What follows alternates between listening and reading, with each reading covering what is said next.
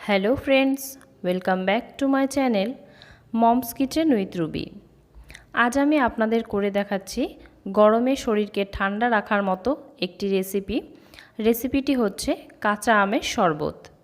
ঘরে থাকা মাত্র কয়েকটি উপকরণ দিয়ে খুব সহজেই আর চটজলদি যে কোনো দিন বাড়িতে রেসিপিটা তৈরি করে নিতে পারবেন। তাই চলুন আর কথা না বাড়িয়ে ঝটপট আমরা রেসিপিটি তৈরি করে নিই।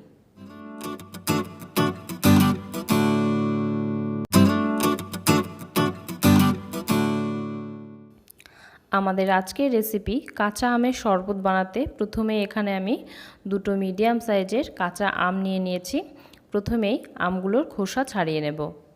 রেসিপিটি তৈরি করতে খুব বেশি হলে 7 থেকে 8 মিনিট সময় লাগবে। তাই হাতের কাছে কাঁচা আম থাকলে যে কোনো দিন যে কোনো সময় রেসিপিটা একবার ট্রাই করে দেখতে পারেন। আশা করছি আপনাদের খুবই ভালো লাগবে। আমার এই রেসিপিটি আপনাদের ভালো লাগলে অবশ্যই একবার লাইক বাটনে ক্লিক করে দেবেন।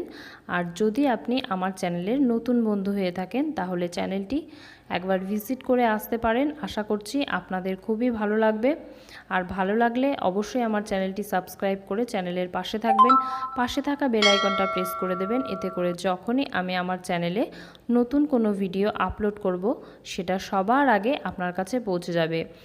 এছাড়াও আমার প্রত্যেকটি ভিডিওর ডেসক্রিপশন বক্সে আরও বিভিন্ন ভিডিওর লিংক দেওয়া থাকে, আপনারা চাইলে সেখানেও চেক করে নিতে পারেন।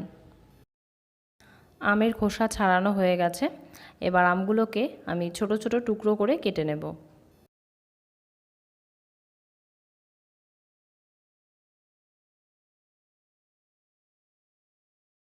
দেখুন, আমি আমগুলোকে পরিষ্কার জলে খুব ভালো করে ধুয়ে নিয়ে চলে এসেছি। এবার এগুলোকে একটা ব্লেন্ডারে দিয়ে জল ছাড়া আমি ব্লেন্ড করে নেব। আমি 1 মিনিট মতো আমের টুকরোগুলোকে ব্লেন্ড করে নিয়েছি। আর এগুলো কিন্তু এখনও পুরোপুরি ব্লেন্ড হয়নি। এবার এর মধ্যে কিছু উপকরণ আমাদের অ্যাড করতে হবে। প্রথমেই দিয়ে দিচ্ছি কিছুটা ধনেপাতা, একটা কাঁচা লঙ্কা, দিচ্ছি হাফ টিস্পুন লবণ, হাফ টিস্পুন দিচ্ছি বিট লবণ, 1 টিস্পুন দিচ্ছি গোলমরিচ গুঁড়ো, 1 টিস্পুন দিচ্ছি ভাজা জিরের গুঁড়ো। আর চিনিটা আমি প্রয়োজন মতো দিয়ে দিচ্ছি। আপনারা আপনাদের স্বাদ মতো চিনি ব্যবহার করবেন, কেননা আম কখনো খুব টক হয় আবার কখনো কম টক হয়, তাই চিনিটা আপনারা আপনাদের প্রয়োজন মতোই ব্যবহার করবেন। এবার হাফ কাপ পরিমাণ জল দিয়ে আমি এটাকে আবার ব্লেন্ড করে নেব। দেখুন, আমি ব্লেন্ড করে নিয়ে চলে এসেছি। এবার একটা ছাকনার সাহায্যে আমি আমের পাল্পটাকে খুব ভালো করে ছেঁকে নেব। এতে করে আমের পাল্পের মধ্যে যদি কোনো আমের টুকরো থেকে থাকে তাহলে সেটা একদমই আলাদা হয়ে যাবে। এই কাজটা অবশ্যই করবেন, কেননা আমের শরবতের মধ্যে যদি 2-1টা আমের টুকরো থেকে যায় তাহলে সেটা কিন্তু খেতে ভালো লাগবে না। আর প্রয়োজনে মাঝে মাঝে একটু করে জল ব্যবহার করতে পারেন, এতে করে আমের পাল্পটা খুব তাড়াতাড়ি ছাকা হয়ে যাবে। দেখতেই পাচ্ছেন আমি আমের পাল্পটাকে ছেঁকে আলাদা করে নিয়েছি। আর এটা কিন্তু খুব সুন্দর স্মুথ একটা পাল্প তৈরি হয়েছে। আপনারা চাইলে এটাকে 7 থেকে 14 দিন মতো এয়ারটাইট কন্টেনারে ভরে ফ্রিজে স্টোর করে রেখে দিতে পারেন। এবার একটা মশলা তৈরি করে নেব। এর জন্য একটা প্লেটে আমি দিয়ে দিচ্ছি হাফ চা চামচ বিট লবণ, হাফ চা চামচ লবণ, 1 চা চামচ দিচ্ছি চিনির গুঁড়ো, হাফ চা চামচ লঙ্কার গুঁড়ো, 1 চা চামচ ভাজা জিরের গুঁড়ো আর 1 চা চামচ গোলমরিচ গুঁড়ো। এবার সব কিছুকে আমি খুব ভালো করে একসাথে মিশিয়ে নেব।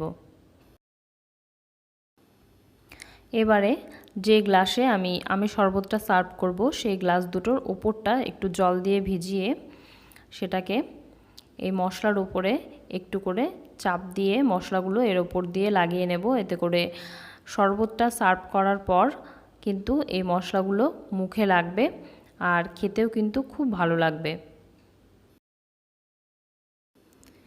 আমাদের কাঁচা আমের শরবত তৈরির সমস্ত উপকরণ প্রায় রেডি। এবার দুটো গ্লাসে আমি এই 7 থেকে 8টা মতো করে আইস কিউব দিয়ে দিচ্ছি। আপনাদের হাতের কাছে আইস কিউব না থাকলে আপনারা অবশ্যই ঠান্ডা জল ব্যবহার করতে পারেন, এতে স্বাদের কোনো হেরফের হবে না। এবার দুটো গ্লাসেই আমি এরকম একটি হাতার 2 হাতা করে আমের পাল্প দিয়ে দিচ্ছি। আপনারা আপনাদের প্রয়োজন মতো আমের পাল্প ব্যবহার করবেন।